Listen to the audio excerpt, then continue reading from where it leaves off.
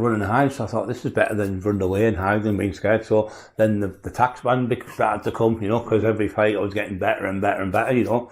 No fear started coming in me at an early age. I was fighting people, 20-year-old people, 20-year-old people, and I was 15, 16-year-old, and beating them.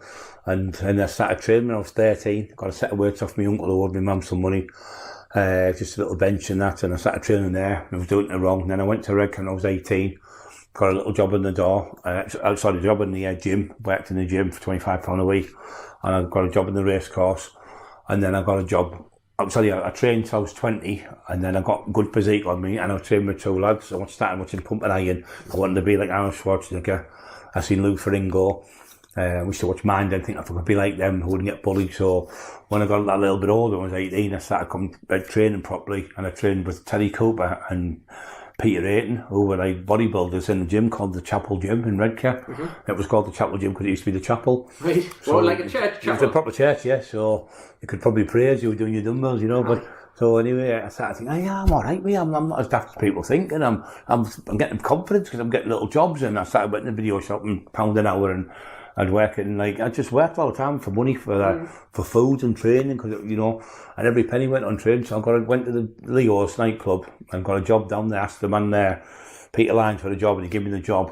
And I started working there, and I worked the first night, and the lad who worked there was called Craig, and he had a spare jacket. He was 20 odd stone, I was only 14 something, so it was hanging off me. So I went out the next day and got a jacket.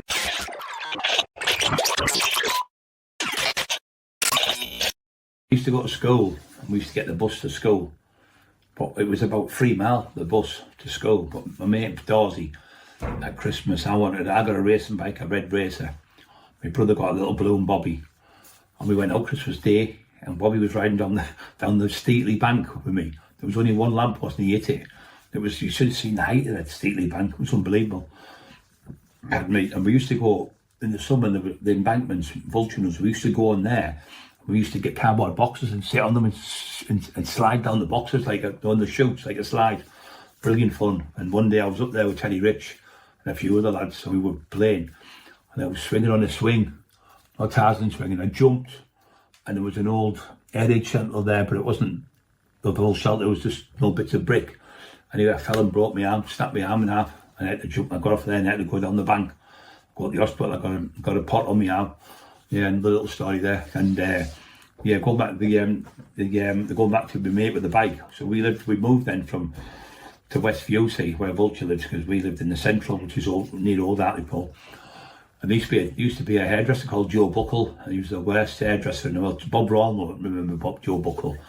So with all the other lads from Hartlepool, Richie Horsley and Mick Sorby, my pals, and all them lot I'll remember, and Vulture will definitely remember. And used to go in, Joe Buckles, and he used to cut your hair, and it was like a fucking mess. So I was skinny, my brother who passed away. He went in, he used to hate his hair because it always used to stick up like the Catholics who used to have a skinhead. And then Joe Buckle, the chunks all over his head, bits of ball patches and everything. And what he used to do to stop you crying, he used to say, "Here, son, here's a lolly." So he used to give, "Oh, thanks," and you'd eat the lolly when you're only about 6 or 7 or something. So you eat the lolly, but your hair was a mess. And then Bob Ross, he's passed away now, or he's given it to his son. I went, "Oh, at least somebody else has got it better." He said, "No, he's the fucking worst hairdresser than his dad." The other one, and he's got more complaints than enough. So yeah, it was the central, they had the hairdressers. So yeah, we used to go, anyway, getting back to Dorsey, we've got a bike Christmas. And we used to go to school on the bikes. You're allowed to go to school on the bikes, to lock them up. And on the way back, we used to race the bus, because the bus would pick the kids up at school. We'd be on the bus, we'd say, "We'll race the bus." That's how fit we were. We were fit as locks. Both 13-year-olds, so we'd race in the bus, and the bus would be beating us. And then it'd have to stop to let the kids off at this part of Hartlepool. Then we'd catch it up, and then it'd stop again, it'd go off again and get away from us. We'd be pedalling like mad. And then again, we used to go to the Bruce Armses, where all the punks used to be in 1976 when it started, all the punks with the hairdo was all pink and red and green and yellow and all that stuff. So we used to race the bus, and we used to always beat the bus home. We were knackered when we done it, but we beat the bus home, and that was a challenge, to beat the bus. There were mad things we used to do. And then we used to go conker raiding, or apple raiding. And we used to go apple raiding. We used to give our mum the apples, and we used to go. We went in this one. It was a church, and the vicar come out and whacked me with a big stick, pinching the apples down. Oh, God forgive you. The vicar was hitting me with a stick.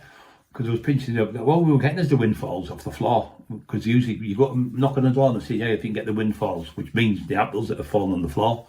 But then, because we were pinching up the Vic, he come out, he caught us, he come sneaking around behind us, all these black beater, and whacked me with a stick. Dorsey ran off. We run off foot on foot. Then we ran off, laughing our heads off. And we used to get the apples. I come home to old mum, big massive apples. Give old mum, she'd cut them, get the sugar in them, make apple pies for us all. All the kids in the street would have apple pies for the.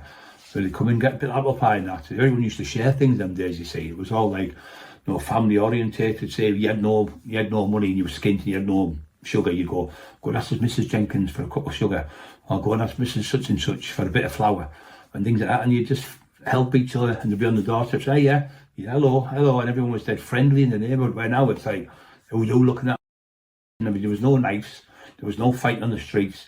If you had a fight, you had a bit of a fisty fight, cuffs, and that was it, and you shook hands straight away. But now, it's got insane with all the trouble. There's no family orientated things. Another thing is what's been left and not out now is because people in the old days, say when it was like Friday night, we'd watch Frankenstein versus the Best of the World, or Saturday night, sorry, it was, and we'd watch that because Match of the Day was on Fest, and we watched that, but the whole family would be there. There was 7 of us all watching it, and be watching the Frankenstein versus the Werewolf, so the whole family would be all talking to each other. And on a Sunday, we'd have the Sunday movie on, and we'd all be there at the table eating, and we'd have the table in the living room.